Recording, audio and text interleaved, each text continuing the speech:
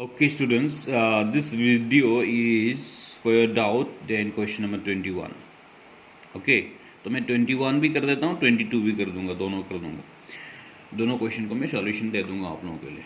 So C assume x, y, z, w and p are matrices of order this and this respectively।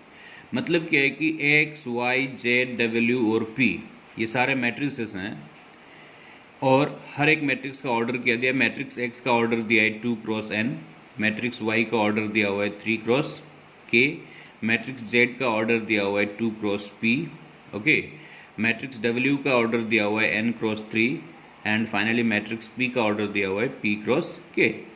Fine, choose the correct answer in question number 21 and question number 22। तो question number 21 and 22 MCQs हैं, वो दोनों questions के correct answer ढूंढो बोला। So what is question number 21? The restriction on n, k and p so that py plus wy will be defined are। मतलब n, k और p आपस में किस तरीके से जुड़े हुए हैं, या तो उनका वैल्यू क्या होना चाहिए जिसके वजह से p Y plus W y, ये p एक मैट्रिक्स है, y दूसरा मैट्रिक्स है, ये दोनों को मल्टीप्लाई करने से जो मिलेगा, और w एक मैट्रिक्स है, y दूसरा मैट्रिक्स है, ये दोनों मैट्रिक्स को मल्टीप्लाई करने से जो मिलेगा। सोच लो कि ये दोनों मैट्रिक्स को मल्टीप्लाई करने से एक नया मैट्रिक्स मिलेगा, सिमिलरली ये दोनों को मैट्रिक्स को मल्टीप्लाई करने से एक नया मैट्रिक्स मिलेगा। अब ये दोनों मैट्रिक्स को प्लस करना है, ठीक है। प्लस करने से जो फाइनल मैट्रिक्स मिलेगा, ये कंडीशन में n, p और k का आपस में रिलेशन क्या होगा या उनका वैल्यू क्या होगा निकालना है। ओके, तो ऑप्शंस दिए हुए हैं। ऑप्शंस क्या क्या दिया हुआ है? पहला वाला ऑप्शन में दिया हुआ है k is equals to 3, p is equals to n। Second condition k is arbitrary, मतलब k कुछ भी हो सकता है, k का वैल्यू कुछ भी हो सकता है बट कंस्टेंट रहेगा, कुछ भी कंस्टेंट हो सकता है। p is equal to 2। p is arbitrary, मतलब p का वैल्यू रैंडम है, कुछ भी हो सकता है। k का वैल्यू क्या होना है? 3। और ऑप्शन डी का मतलब क्या है? k is equal to 2, p is equals to 3। तो ये चारों में से कौन सा ऑप्शन करेक्ट है निकालो बोला।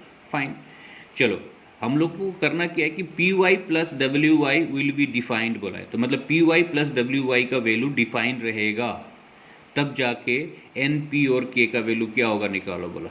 तो सबसे पहले एक काम करते हैं, पी वाई, यहाँ देखो ये जो पी वाई दिखाई दे रहा है, पी एक मैट्रिक्स है, पी वाई दूसरा मैट्रिक्स है। तो पी वाई बोलने से मैं इसको सॉल्यूशन करके दिखाता हूँ। देखो ये पी वाई, पी और वाई मैट्रिक्स मल्टीप्लाई हो रहा है, तो मैट्रिक्स पी, सोच लो कि ये मैट्रिक्स पी है और दूसरा मैट्रिक्स क्या है?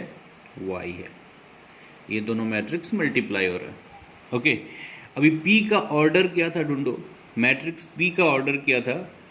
मैट्रिक्स p का ऑर्डर था, जैसे कि x का ऑर्डर 2 क्रॉस n है, the order of y is 3 cross k, the order of w is 2 cross p, the order of z is 2 cross p, the order of w is n cross 3 and the order of p is p cross k।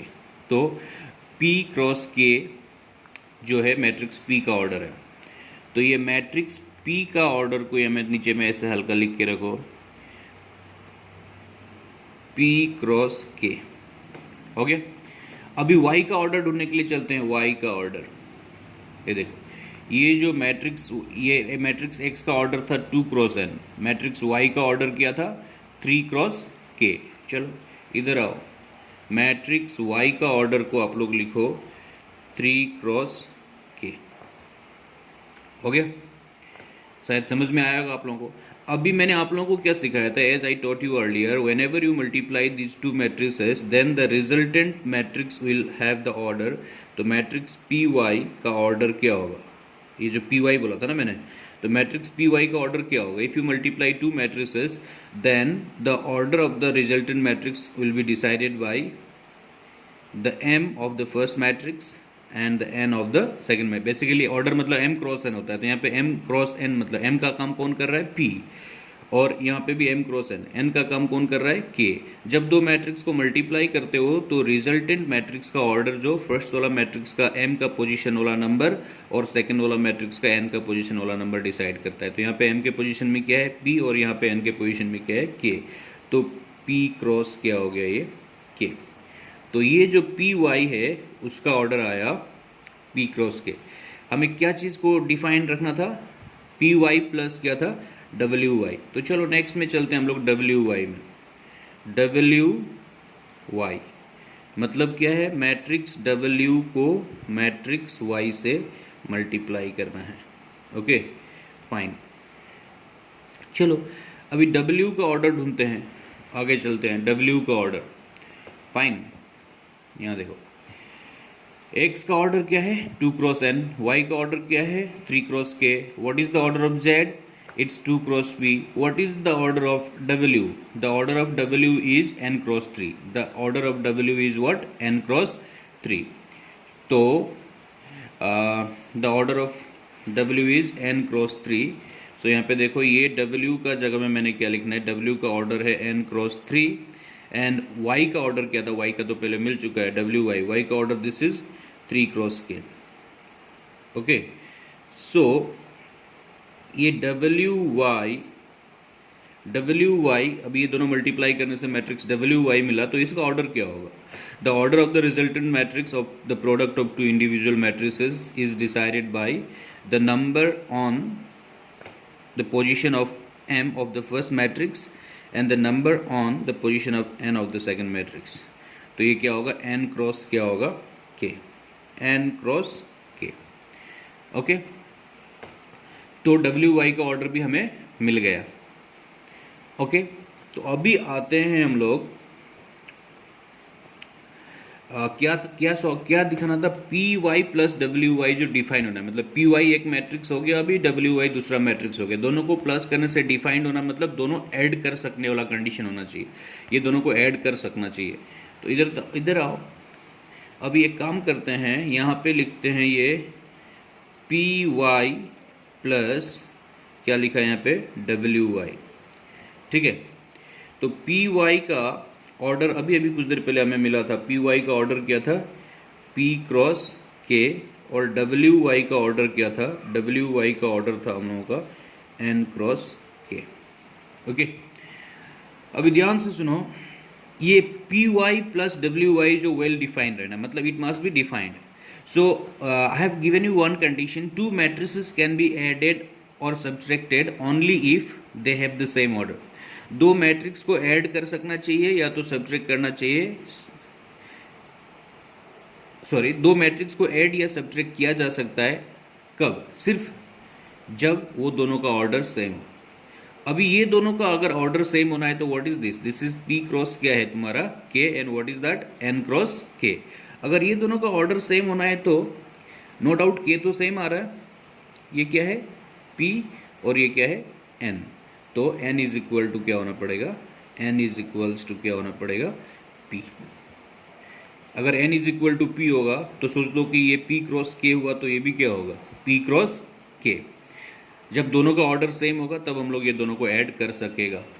Okay the first condition is. Second condition is, या तो सोच लो कि ये n is equal to p बोला, तो ये p को अगर n से रिप्लेस कर दोगे तो ये n क्रॉस k हो जाएगा, n या में ये n क्रॉस k होगा, तभी भी ऑर्डर क्या होगा सेम।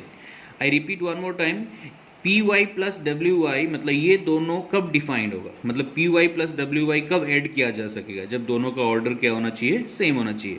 तो इसका ऑर्डर क्या आ रहा है यहाँ पे पी क्रॉस के, उसका ऑर्डर क्या आ रहा है यहाँ पे एन क्रॉस के। नो डाउट सेकेंड वाला नंबर सेम है, अगर फर्स्ट दोनों भी सेम होगा या इक्वल होगा तब जाके ये दोनों का ऑर्डर क्या होगा, सेम होगा। इसलिए p Y plus W y तभी सिर्फ डिफाइंड होगा जब एन इज इक्वल टू क्या होगा पी। ओके दूसरा condition, n is equal to p आया। दूसरा कंडीशन यहाँ पे देखो, ये k के जगह में k को यहाँ पे कौन कोरेस्पॉन्ड कर रहा है, ये जो k है k को कौन रिप्लेस कर रहा है। जैसे कि n is equal to p बोला तो n equal to p suppose यहाँ पे आ गया, तो यहाँ पे k का जगह में कौन आ रहा है, यहाँ पे 3। ये जो k है k के जगह में कौन आ रहा है 3, तो n इक्वल टू पी और k इज इक्वल्स टू क्या होगा 3। क्या बोला मैंने, n is equal to p और k इज इक्वल्स टू 3, तब जाके ये आपका डिफाइंड है। ऑप्शंस में चलते हैं, n इक्वल टू पी और क्या होना चाहिए, k इज इक्वल्स टू 3। तो ऑप्शन देखो, option A itself is correct, इसमें k इज इक्वल टू 3 है और n इज इक्वल टू क्या है, p। So option A is correct. Alright, fine. Question number 22। Question number 22 में क्या दिया हुआ है, ध्यान से सुनो। If n is equal to p then order of the matrix. Conditions वही हैं, कंडीशन सारे यही हैं जो पहले मैंने बताया। यहाँ पे देखो, ये जो यही कंडीशन है, assume x y z w and p be are matrices of order this this this that. Okay, तो ये जो है, ये कंडीशंस के ऊपर ही क्वेश्चन नंबर 21 भी था, और ये सारे कंडीशंस के ऊपर ही क्वेश्चन नंबर क्या है तुम्हारा 22 भी है। तो क्वेश्चन नंबर 22 में क्या दिया गया, सुनो। If n is equal to p then order of the matrix. कौन सा मैट्रिक्स, 7x माइनस 5z। तो देखो 7x माइनस 5z का ऑर्डर क्या होगा, हम लोग ढूंढते हैं। ओके, तो सुनो इधर, अभी ये सॉल्यूशन लिखा मैंने, 7x minus 5z। 7 is a constant number, 7 को इधर ही रखो। व्हाट इज x, x का ऑर्डर क्या था, लिख दो। x का ऑर्डर क्या था, x का ऑर्डर था हम लोगों का 2 क्रॉस n, हो गया। Minus 5 is a constant, y का ऑर्डर क्या था हम लोगों का 3 cross k, 3 cross k। Okay, अभी ये जो x का ऑर्डर है और ये जो y का ऑर्डर है, सॉरी 5z था, z this is z, my fault, this is z। Okay, 7x minus 5z, तो इधर में ये क्या आएगा आपका, z आएगा। ऑलराइट, तो z का ऑर्डर क्या था हम लोगों का 2 क्रॉस p, यहाँ पे ये था 2 cross p, 2 cross p। Alright, तो सुनो, अभी ये दोनों सब्ट्रैक्ट होना है। अगर ये दोनों मैट्रिक्स सब्ट्रैक्ट होना है तो क्या होना पड़ेगा कि दोनों का ऑर्डर क्या होना पड़ेगा, सेम होना पड़ेगा। Is that clear? ये जैसे कि 2 क्रॉस n है तो ये भी 2 क्रॉस n होना है, या तो ये अगर 2 क्रॉस p है तो ये भी क्या होना पड़ेगा, 2 क्रॉस क्या होना पड़ेगा, p, तब जाके सब्ट्रैक्ट हो सकता है। 2 मैट्रिसेस कैन बी एडेबल और they can be subtracted only if their orders are same. So here the order of matrix X is 2 cross n and the order of matrix Z is 2 cross P.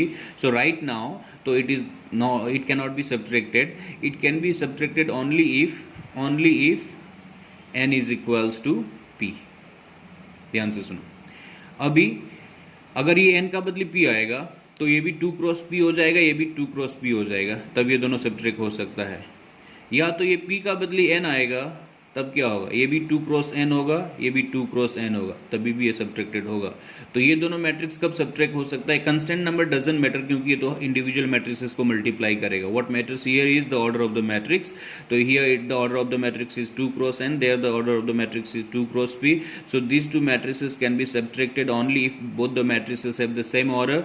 So to have the same order we must have n is equals to क्या होना पड़ेगा, p। n equal to p होना है, तो अभी n equal to p होना है, तो n इक्वल टू p बोल के तो ऑप्शंस यहाँ पे दिया नहीं है। तो 7x माइनस 5z का ऑर्डर क्या होगा पूछा, ऑर्डर क्या होगा बोलने से अभी ऑर्डर क्या क्या हो सकता है, n इक्वल टू p बोला तो या तो ये ऑर्डर हो सकता है 2 क्रॉस, ये क्या लिखा मैंने n, है ना, और क्या होना पड़ेगा 2 क्रॉस क्या होना पड़ेगा p, या n इक्वल टू p बोला तो अगर मैं n इक्वल टू p सोचता हूँ तो ये p का बदली n डाल दूंगा तो 2 क्रॉस n, ये भी 2 क्रॉस n होगा, ये भी 2 क्रॉस n होगा, तब ऑर्डर क्या हो जाएगा 2 क्रॉस n।